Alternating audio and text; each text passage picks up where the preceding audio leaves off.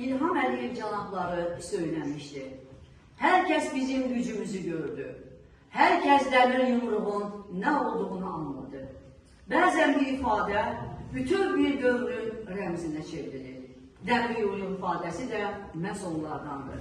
2020-ci ilin Vətən müharibəsi dövründə ortaya çıxaraq zəfərin, gücün, milli birliyin şüarına çevrildi. Dəmir yumruq təkcə əzmir. Dəmir yumruq tarix yazır, tarix yaradır. Zəfər tarixi, qələbələr tarixi, hünər tarixi, xilaskarlıq tarixi, ən əsası isə hər bir millətimizin şərəf tarixi.